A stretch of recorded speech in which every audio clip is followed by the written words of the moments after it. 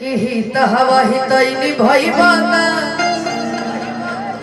अरे नित्युष जी हितैनी भइबाना अरे नि भइबाना अविनाश जी से मोह मरवइबाना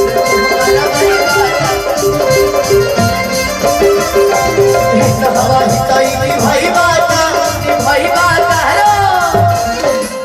है इनका नाम बताई है कुर्ता वाला के बिक्की दुबे कि हित हवा हितैनी भइबाना बिक्की भैया अरे नि भइबाना आई बिक्की भैया से मोहम्मद हवा हितैनी भइबाना और आई पियर कुर्ता वाले ज्यादा सुंदर लग रहे हैं। क्या नाम है?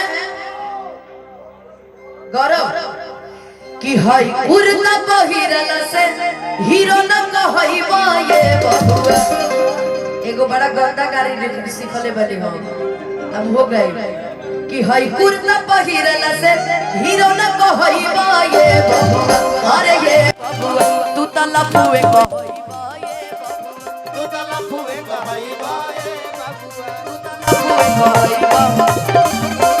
कोनो ऐसा आदमी जेकरा के खूब खराब गाड़ी दियाओ कोनो ऐसा आदमी तू बाबू मैं तुम्हें गाली नहीं दूंगी जल्दी बताइए रिंकू भैया कहाँ है?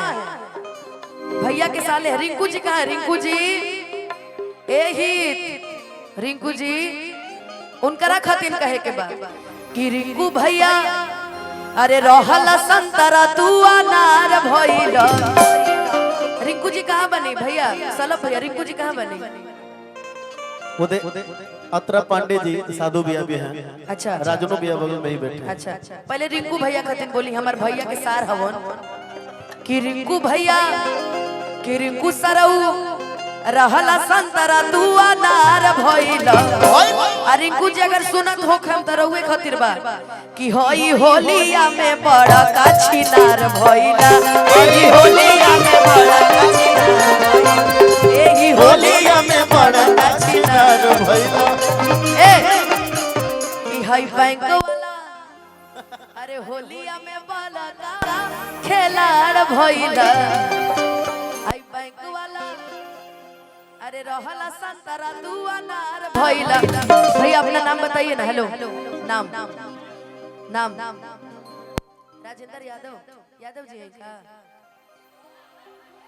बैंक के पैसा काहे निकलता वो पता चलो कि राजेंद्र भैया होलिया में बड़ा का छिनार भइला भैया होलिया में बड़ा का छिनार भइला भैया होलिया में बड़ा का छिनार। हेलो देखिए हमारे बीच में भोजपुरी का छोटू नहीं सॉरी मेरा दोस्त आया है छोटू मास्टर विकास जी नहले पे दहला के विजेता इनके बड़ू भाई भी आए हैं साथ में वो सफेद पहन के बड़ू भाई तो मेरा बहुत ही अच्छा दोस्त और बहुत ही अच्छा गायक आज के समय में मेरा भाई मेरा दोस्त मेरा मित्र केहू से आज तक हमरा खातिर लड़ लेना जीवन में लड़ भी ना पाई पहले ही भाग जाला छोड़ के मैदान। आओ मार दे अभियो मौका पर मार दे हिट कर देन करके आओ इधर आओ। ये राजन यादव भी हैं भैया के करीबी राजन जी को भी एक गाड़ी दे दे। हाँ एक गाड़ी तीनों के चाहिए कि राजन भैया अतहरा बहिन के बड़का ने मिली हो देखिए हमनी में हित के बहन के गाड़ी आवल जाला बड़ा बढ़िया रहेगा। छोट भाई हमार तू भाई नहीं खी हम आपको भाई नहीं मानते हैं पहले बता दे रहे हैं आप हमारे रिश्ते मित्र लगिए भाई मत लगिए अपने गाड़ी दी हम बताइए भैया कि राजन भैया तहरा बहिन के बड़ा काने मिली हो आ दूगो जो बन रखे खातिर दूगो बेग मिली हो दूगो जो बन रखे खातिर दूगो बेग मिली हो दूगो जो बन रखे खातिर दूगो बेग मिली विकास मेरा दोस्त मेरा मित्र फरमाइशी भोलू यादव के लिए भैया कह रहे हैं भोलू यादव उन्हों के करिया बाप रे बाप एक गाड़ी कि तुम्हारा दिल नहीं दरिया है भोलू भैया, आपका दिल दिल नहीं दरिया, हर माँ कसम आप बहुत करिया हैं। अब मैं इसके ज्यादा कुछ नहीं बोलूंगी यार, सब लफड़ा लगा रहे हो। देखिए कि हई भैया के बहिनी के होलिया में नेग मिली हो, ज्योतिष तुमको जो बन रखे खाते थे।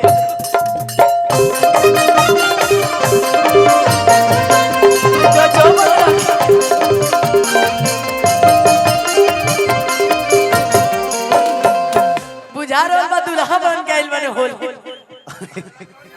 अनुपमा हाई जितना लोग बा अब बाबू एक और माइक अब बाबू, एक जितवा और नहीं माइक खियाइला घरे बा होली मनावे गइल बा। हाई जितना लोग बा, हाई जितना लोग बा, अविनाश बाबू को कहता है पुनः गाड़ी देवे के निमन। अविनाश जी को हाँ इधर आइए।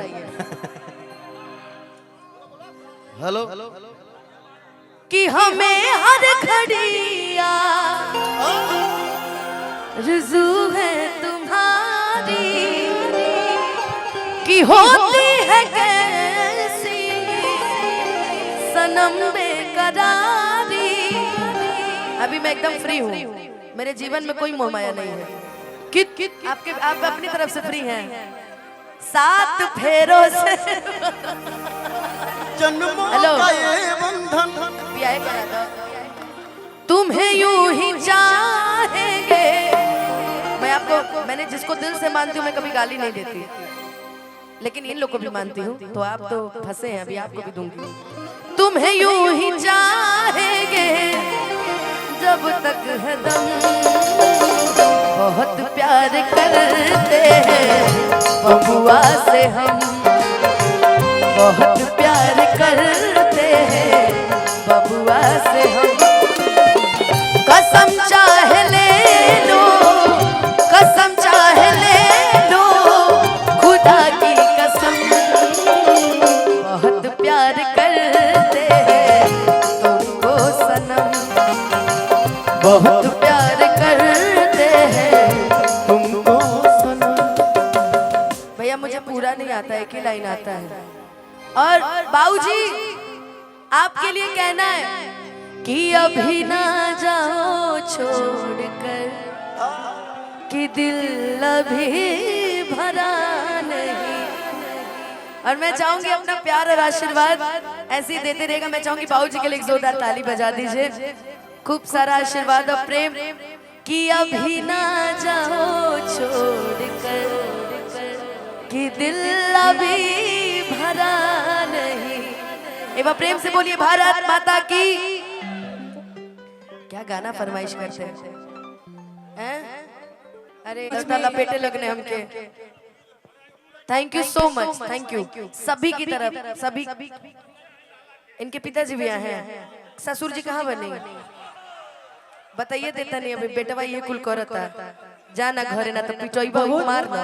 बहुत आई लव यू बोल रहे हैं बहुत ज्यादा। इतने सारे यूट्यूब चैनल वाले देखिए कैमरा लेके खड़े हैं, अगर गर्लफ्रेंड पता चल गया इतनी कुटाई हो जाएगी आपकी। वो आप गाना सुनिए ना, दुनिया मांगे अपनी मुरादे, हम मांगी मेहरारू। क्या ये लोग उसी में के हैं, मेहरारू ही मांगेंगे। खैर मेरा छोटू भाई आ गया है विकास हमारे बीच में। देखिए बहुत ही फेमस सिंगर जो विनर भी रह चुके हैं एक रियलिटी सिंगिंग शो के, मास्टर विकास जी को इनवाइट करूंगी। लेकिन 2 लाइन में बोलना चाहूंगी आप सभी के लिए कि मुस्कुराहट का कोई मोल नहीं होता, कुछ रिश्तों का कोई तोल नहीं होता। कि मुस्कुराहट का कोई मोल नहीं होता, कुछ रिश्तों का कोई तोल नहीं होता।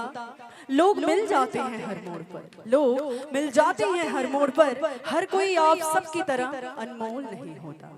सो आइए आप सभी के बीच में मिस्टर विकास जी। Thank you.